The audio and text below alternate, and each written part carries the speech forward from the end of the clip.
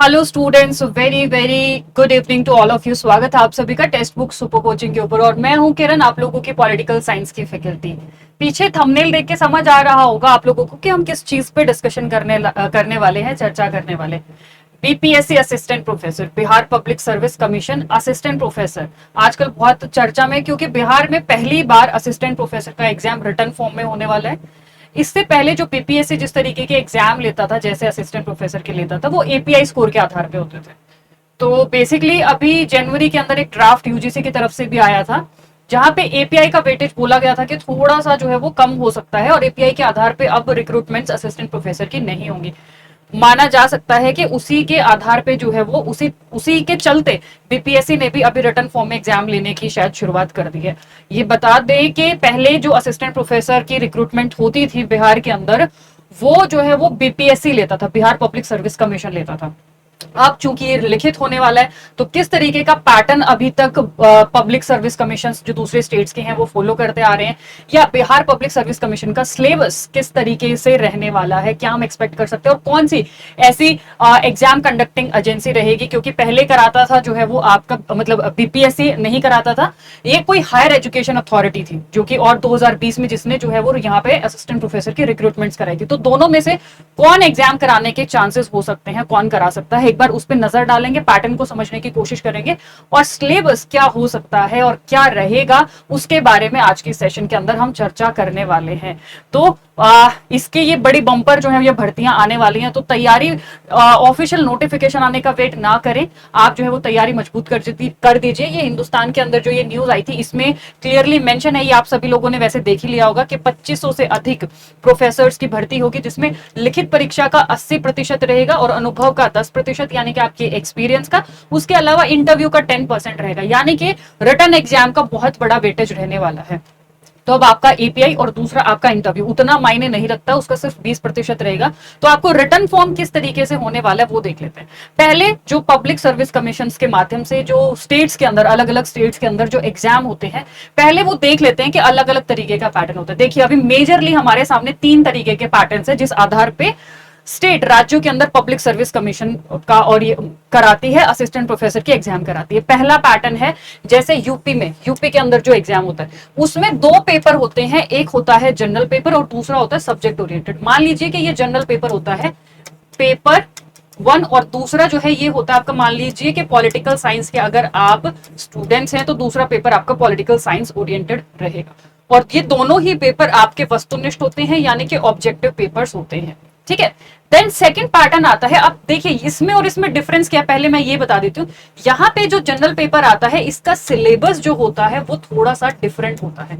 यानी कि जो यूपीएससी का सिलेबस होता है ना, जैसे जहां पे जनरल रीजनिंग आती है, जनरल इंग्लिश आती है, रीजनिंग, एप्टीट्यूड, मैथ्स, ठीक है, और जो आपकी इंडियन पॉलिटी से रिलेटेड हो गया, इंडियन जो नॉर्मल जनरल नॉलेज होती है वो आती है। तो इसमें आप कह सकते हो कि यूपी से ओरिएंटेड जो जीके होती है वो आपकी इस एग्जाम में नहीं आती है। ठीक है। देन आता है एमपी और राजस्थान की तर्ज पे होने वाले पेपर, जो इन 2 स्टेट्स के अंदर होता है। इनमें भी पेपर 1, पेपर 2 2 पेपर होते हैं, बट यहाँ पे डिफरेंस क्या है, जो पेपर 1 होता है वो रीजन स्पेसिफिक होता है, यानी कि एमपी के पेपर में एमपी की जीके आती है। तो वहां पे बाहर के स्टूडेंट्स का रिक्रूटमेंट होना थोड़ा सा मुश्किल हो जाता है, क्योंकि उनको एमपी की जीके याद करना उनके लिए थोड़ा मुश्किल होता है। सेम राजस्थान की भी बहुत रिच हिस्ट्री है, जस्ट लाइक एमपी। तो राजस्थान में भी पेपर 1 जो आता है उसमें राजस्थान स्पेसिफिक जीके आती है, जनरल जीके नहीं आती है। इंग्लिश, सामान्य ज्ञान नॉर्मल नहीं होगा, जहां पे आपका रीजनिंग पूछी जाएगी। जो राजस्थान की जीके या हिस्ट्री है ना, ज्योग्राफी है, उसी से रिलेटेड क्वेश्चन आते हैं। तो इसलिए राजस्थान का एग्जाम भी थोड़ा सा मुश्किल होता है, क्योंकि ये राजस्थान के बच्चों को याद करना ज्यादा आसान होता है। देन यहाँ पे भी दूसरा पेपर जो होता है वो सब्जेक्ट स्पेसिफिक होता है, पॉलिटिकल साइंस का, और उसके अंदर जो है वो ऑब्जेक्टिव रहेगा। देन एचपीएससी का, जो अभी एचपीएससी का एग्जाम है, ये तीसरा पैटर्न है। HPSC, Haryana public service commission ने भी पहली बार इस तर्ज पे पेपर कराया। प्री एग्जाम होगा, जहां पे आपके अभी ऑब्जेक्टिव क्वेश्चन होंगे। देन उसके बाद में आपका मेन एग्जाम होगा जो सब्जेक्टिव रहेगा। ये दोनों प्री और मेन सब्जेक्ट ओरिएंटेड रहेंगे। तो यहाँ पे ना तो जनरल नॉलेज आती है, ना आपकी हरियाणा स्पेसिफिक जीके इसके अंदर पूछी जाती है। यहाँ पे पहला प्री ऑब्जेक्टिव रहता है और मेंस जो है वो आपका सब्जेक्टिव पेपर होता है। अब ये यूपीएचसीएससी का सिलेबस जो है असिस्टेंट प्रोफेसर का, ये देखिए कि इसमें जनरल एग्जाम पैटर्न जो रहता है, ठीक है, तो ये जनरल नॉलेज पेपर रहता है। 30, जहां पे 30 क्वेश्चन 2-2 मार्क्स से होते हैं, तो टोटल 60 क्वेश्चन होते हैं। ऐसे ही ऑप्शनल पेपर यानी कि जो मेन पेपर जो आपका रहेगा जैसे पॉलिटिकल साइंस 70 क्वेश्चन रहेंगे। तो यहाँ पे यूपी में कंडक्ट कराने वाली 2 एजेंसी, एक है हायर एजुकेशन, ठीक है, और दूसरा है आपकी यूपीपीएससी पब्लिक सर्विस कमीशन। तो दो ये जो डिग्री कॉलेज के एग्जाम कंडक्ट कराती हैं। तो यहाँ पे भी जनरल स्टडीज सिलेबस थोड़ा का हल्का फुल्का सा अलग होता है। जैसे देखिए मैं आपको दिखा दूं, तो ये जो है वो यूपी हायर एजुकेशन अथॉरिटी जो कराती है उसके जनरल पेपर में ये आते हैं question, current affairs, teaching, research, जो जनरल होता है। यूपी का कुछ नहीं मिलेगा आपको यहाँ पे, ठीक है। तो यहाँ पे हर बच्चा इसको इजिली कर सकता है, Indian history, geography, Indian constitution and economy. तो ये जो है ये इसका सिलेबस मेनली रहता है। वहीं पे अगर इसका मैं मेन सब्जेक्ट का देखो हमारे लिए क्या मेन है। अभी बिहार का आएगा नहीं आएगा, आ सकता है तो क्या आ सकता है वो भी मैं आपको बताऊंगी, अंत तक बने रहिएगा मेरे साथ में। बट हमारे लिए मेन अभी है कि सब्जेक्ट ओरिएंटेड हमें क्या पढ़ना है, चाहे वो आपका सब्जेक्टिव आए चाहे वो आपका ऑब्जेक्टिव आए। तो जो 4-5 चीजें, चाहे हम यूपी के एग्जाम की बात करें, चाहे हम जो है यूपी में पीएससी जो लेता है उस एग्जाम की बात करें, राजस्थान की बात करें या हरियाणा पब्लिक सर्विस कमीशन की बात करें, इन सभी में सिलेबस जो रहता है वो ज्यादातर आपका यूजीसी के अंदर जो सिलेबस आता है मेनली वो रहता है 19-20। जैसे आप मान के चल सकते हो कि सिर्फ 20% सिलेबस थोड़ा सा अलग अलग हो सकता है, जैसे कुछ 2-4 थिंकर्स इसके अंदर ऐड कर दिए। देखिए मेनली लार्जेस्ट यूनिट यही रहती है, बिहेवियर, पॉलिटिकल थ्योरी, राजनीतिक सिद्धांत, इसके अंदर आपके मेनली डेमोक्रेसी, लिबर्टी, इक्वलिटी, ये आप यूजीसी के अंदर भी पढ़ते हो।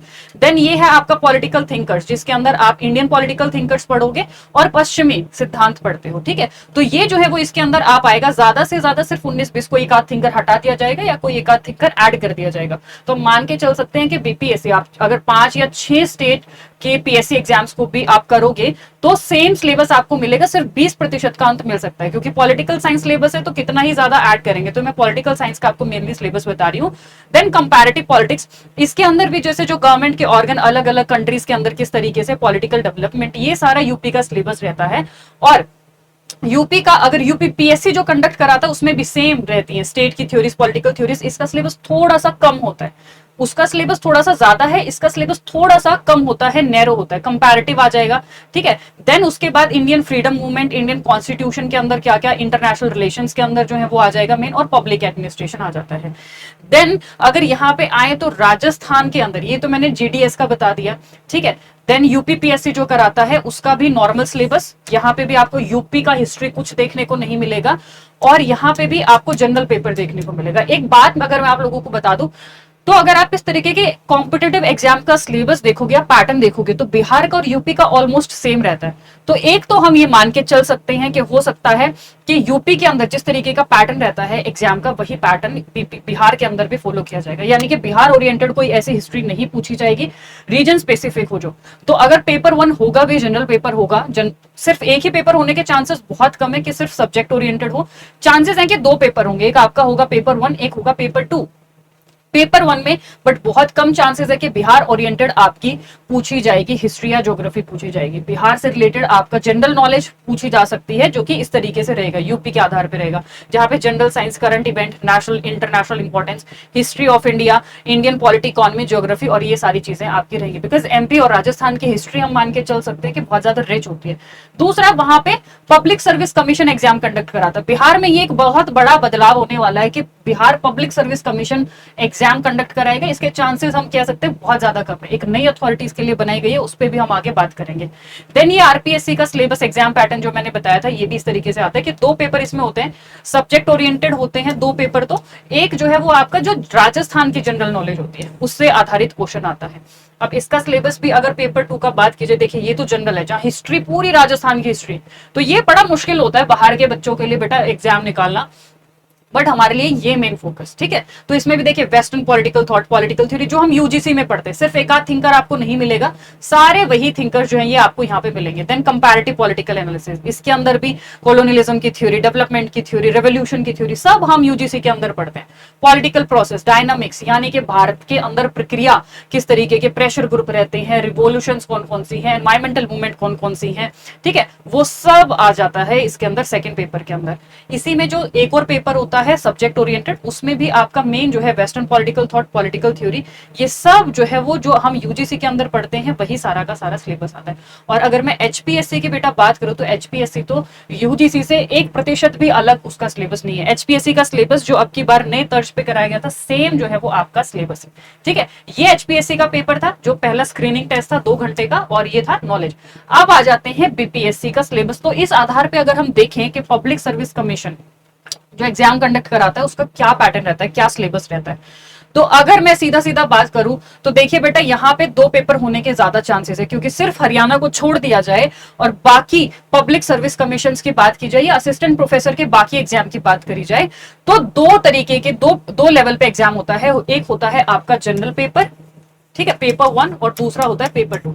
तो हम उम्मीद कर सकते हैं कि बिहार का भी जो पेपर कराया जाएगा वो इसी तर्ज पे एग्जाम होगा, जहां पे आपका एक जनरल पेपर होगा, एक आपका सब्जेक्ट ओरिएंटेड पेपर होगा। परंतु अगर मैं कहूं कि ऐसा माना जाए कि यहाँ पे बिहार ओरिएंटेड हिस्ट्री ज्योग्राफी आएगी, मुझे पर्सनली उसके चांसेस बहुत कम लगते हैं, क्योंकि यहाँ पे अथॉरिटी बदल गई है। यहाँ पे आपकी एग्जाम कंडक्टिंग एजेंसी, ऐसा अनुमान लगाया जा रहा है कि बीपीएससी नहीं होगी, क्योंकि 2020 के अंदर भी जो बिहार में असिस्टेंट प्रोफेसर की रिक्रूटमेंट एपीआई के आधार पर की गई थी, वो Bihar state university service commission द्वारा, बीएसयूएससी द्वारा कराई गई थी। ये एक ऐसा कमीशन है जो हायर एजुकेशन से रिलेटेड जितनी भी प्रक्रियाएं होंगी उनकी देखरेख करने वाला एक ही नया जो है वो इंस्टीट्यूशन बनाया गया है। जैसे टीचर्स चेंज सिनेरियो, ऐसे टीचर्स की रिक्रूटमेंट करना, तो ऐसा कहा जा रहा है कि ये जो असिस्टेंट प्रोफेसर की पूरी प्रक्रिया होगी, इस प्रक्रिया को ये Bihar state university service commission देखेगा, ठीक है। तो उस आधार पे हम अनुमान लगा सकते हैं कि जो भी अभी तक पैटर्न रहा है, एक्सेप्ट हरियाणा की पब्लिक सर्विस कमीशन को छोड़ के बाकी हर स्टेट के अंदर 2 लेवल पे एग्जाम होता है, ठीक है। यहाँ का तो पूरा पैटर्न ही चेंज है, क्योंकि सब्जेक्टिव एग्जाम होता है और कहीं पे सब्जेक्टिव एग्जाम नहीं होता है, ऑब्जेक्टिव ही होता है, ठीक है। तो जितना भी हम लोगों ने देखा, एमपी देखा, राजस्थान देखा, यूपी देखा, ठीक है, हर जगह पे ऑब्जेक्टिव एग्जाम होता है। तो यहाँ पे भी 2 एग्जाम होंगे आप लोगों के, ये पक्का आप मान के चलिए कि एक होगा जनरल पेपर, एक होगा सब्जेक्ट पेपर। अब जनरल पेपर में देखना ये बाकी है कि ये किस तरीके के, क्या बिहार ओरिएंटेड हिस्ट्री आ सकती है, इतिहास आ सकता है, या बिहार पे जो है वो उसको छोड़ करके जो जनरल नॉलेज का पेपर है, जिसमें आपकी नॉर्मल रीजनिंग पूछ ली जाएगी, इंग्लिश पूछ ली जाएगी, टीचिंग एप्टीट्यूड वगैरह आ जाएगा, जो जनरल पेपर जैसे यूपी की तर्ज पे, ठीक है। तो वो पेपर आ सकता है आपका। देखिए, अगर मान लो बिहार की अगर इतिहास पे, ज्योग्राफी पे अगर पेपर आया, तो भैया बिहार के लोगों के लिए भी, और हो सकता है बच्चों के लिए वो थोड़ा सा मुश्किल हो जाए, ठीक है। बिहार के बच्चों के लिए भी थोड़ा सा मुश्किल हो जाएगा, क्योंकि इतना बड़ा इतिहास है, उसको याद करना आप लोगों के लिए थोड़ा सा मुश्किल हो सकता है। तो जनरल पेपर तो फिर भी ये है कि स्टूडेंट्स, हम लोग यूजीसी में भी पहला पेपर करते हैं, वो कर सकते हैं। तो बिहार का जो प्रीलिम्स का सिलेबस रहता है, बिहार ओरिएंटेड जो सिलेबस रहता है, मेनली आपको उस पर फोकस करना है अभी से, क्योंकि अगर एकदम से धावा बोल दिया गया कि भैया बिहार पे आधारित सिलेबस आ सकता है, तब तो फिर आपकी लंका लग जाएगी। इसीलिए अगर आप अभी से चाह रहे हैं कि ये जो आने वाली पोस्ट हैं, इसके अंदर आपका एग्जाम जो है वो क्लियर हो जाए और आप बिहार में शिक्षक बन जाए, असिस्टेंट प्रोफेसर बन जाए, तो तैयारी अभी से कर दीजिए, शुरू कर दीजिएगा। तो पेपर 2 का सिलेबस अगर मैं बात करूं, तो आप टारगेट लेके चलिए कि किस सिलेबस के आधार पे आपको अपनी तैयारी शुरू करनी है। तो बेसिकली सबसे पहले आधार बनाइए यूजीसी का जो सिलेबस है, क्योंकि ज्यादा से ज्यादा उससे 20% कम या 20% थोड़ा सा अलग आ सकता है। कम आने के ज्यादा चांसेस हैं, अलग होगा तो भी ज्यादा नहीं होगा। और अगर अलग आएगा तो आपको किस चीज पे फोकस करना है, एक बार मैं वो आपको बता देती हूँ कि बिहार का जो पॉलिटिकल इंस्टीट्यूशंस है वो आपके मेन पेपर में पूछे जा सकते हैं, क्योंकि आप बिहार में नौकरी करने जाएंगे तो जो डिसेंट्रलाइजेशन, इकोनॉमी, ठीक है, ये सब जो है इंडियन हिस्ट्री जो थोड़ी बहुत रहेगी वो बिहार की हिस्ट्री, और जो है वो बिहार की थोड़ी सी पॉलिटिक्स के बारे में, वहां पे कौन कौन सी संस्थाएं, पंचायती राज सिस्टम क्या है, लोकपाल लोकायुक्त कब एक्ट हुआ, तो रीजन स्पेसिफिक उन चीजों पे ज्यादा फोकस करना आप शुरू कर दीजिए। तो आधार बनाइए आप यूजीसी के सिलेबस को। उसके अलावा पेपर 1 की तैयारी में जो जनरल चीजें हैं, तो आप बिहार को ध्यान में रखते हुए पढ़ना शुरू कर दीजिए। जैसे बिहार की ज्योग्राफी, उसकी भौगोलिकता, भूगोल, और बिहार का भूगोल, भारत का और बिहार का, ठीक है, उसकी नदी प्रणाली, क्या क्या व्यवस्थाएं हैं, वो आप पढ़ना शुरू कर दीजिए। थोड़ा सा बिहार का इतिहास पढ़ना शुरू कर दीजिए, क्योंकि वैसा जनरल पेपर आ गया तो आप क्रैक जरूर कर ही लेंगे, ठीक है। और उसके बाद बिहार की अर्थव्यवस्था अभी हाल फिलहाल कैसी है और कैसे बदली है आजादी के बाद, उस पर थोड़ा सा जरा फोकस कीजिएगा। और नेशनल मूवमेंट, राष्ट्रीय आंदोलन के अंदर बिहार का क्या क्या काम रहा है। तो अगर मैं बात करूं पॉलिटिकल साइंस के स्टूडेंट्स को, तो बेटा पंचायती राज, प्लानिंग, जब इन सारे टॉपिक्स को पढ़ेंगे तो बिहार को सेंटर में रख के पढ़िएगा, क्योंकि चाहे फर्स्ट पेपर में बिहार आधारित ज्योग्राफी हिस्ट्री पूछी जाए या ना पूछी जाए, बट आप पॉलिटिकल साइंस के स्टूडेंट्स हो, अगर आप दूसरा पेपर भी दोगे, सेकंड पेपर जो सब्जेक्ट ओरिएंटेड है, तब भी बिहार से आधारित ये सारे सवाल पूछे जाना लाजमी है और बहुत ही एविडेंट है। तो मैं जरूर बोलूंगी कि उन पे जरूर से फोकस कीजिएगा और अभी से अपनी तैयारी शुरू कर दो यूजीसी के सिलेबस को आधार बना के, क्योंकि हमने सारे पेपर्स का सिलेबस देखा है, मैंने आपको दिखाया है यहाँ पे, आरपीएससी का भी दिखाया है, यूपीपीएससी का भी दिखाया है। तो सब में सिलेबस टॉपिक जो है वो वही रहता है जो आपका यूजीसी के अंदर रहता है। तो इसमें लापरवाही ना करें, इसको आधार बना के अपनी तैयारी शुरू कर दीजिए। और अगर आप चाहते हैं हमसे जुड़ना, असिस्टेंट प्रोफेसर की तैयारी करना, तो जैसे ही वैकेंसी आएगी जल्दी ही आपका एक बीपीएससी ओरिएंटेड भी जो है वो आपका बैच लॉन्च किया जाएगा। परंतु अभी भी असिस्टेंट प्रोफेसर का हमने देखा, क्योंकि 20% सिर्फ सिलेबस अलग है, तो अभी भी आपकी असिस्टेंट प्रोफेसर की तैयारी कराई जा रही है। जो भी टॉपिक्स अलग से आएंगे वो ऐड कर दिए जाएंगे इस कोर्स के अंदर। तो आप ऑफर भी चल रहा है सिलेक्शन मुबारक जो है वो आपका टेक्स्ट बुक के ऊपर, जहां पे अगर आप अभी सब्सक्रिप्शन लेते हैं 6 महीने का, तो आपको सिर्फ मात्र 4,500 रुपए में वो पड़ जाएगा। और अगर 12 महीने का असिस्टेंट प्रोफेसर का सब्सक्रिप्शन लेके आप अपनी बीपीएससी की तैयारी मजबूत करना चाहते हैं, तो वो आपको मात्र 7,000 रुपए में पड़ जाएगा। ठीक है, 12 महीने का, और ये है आपका कूपन कोड। तो ये लगा के आप अपनी तैयारी को अभी से और मजबूत कर सकते हैं। ठीक है, और जो स्टूडेंट्स जेआरएफ की तैयारी करना चाहते हैं, यूजीसी की तैयारी करना चाहते हैं, वो उनके लिए ऑफर है कि दिसंबर 25 तक का बैच आपको मात्र 7,499 में मिल जाएगा, जून 26 तक का आपको 10,499 में मिल जाएगा। ठीक है, और ये है जो आपका जून 2025 तक के बैच का ऑफर। तो यहाँ पे भी आपने कूपन कोड लगाना है किरण मलिक। और ये था आपका सिलेबस और अनुमान। टेस्टिंग एजेंसी देखेगा जरूर से, ये एक ध्यान रखने वाली बात है कि वो अब की बार जरूर बदलेगी, बीपीएससी नहीं कराएगा ये एग्जाम, ऐसा अनुमान है, 80% हम कह सकते हैं। बाकी इसके अलावा जो भी अपडेट होगी, जो भी सिलेबस में जो 20% भी बदलाव आएगा, वो सबसे पहले टेक्स्ट बुक आप तक पहुंचाएगा। तो हमारे साथ बने रहिए, हमारे साथ जुड़े रहिए। ये मेरी फ्री यूट्यूब क्लासेस की टाइमिंग है, 2 बजे ट्यूसडे टू सैटरडे यूट्यूब के ऊपर, और जो है वो 2 बजे हम लोग मिलते हैं ऐप के ऊपर वेडनेसडे और फ्राइडे। तो जो भी स्टूडेंट्स अपनी तैयारी बीपीएससी की और असिस्टेंट प्रोफेसर की बिहार में अभी से करना चाहते हैं, जल्दी से जल्दी हमारे साथ जुड़ जाइए। धन्यवाद।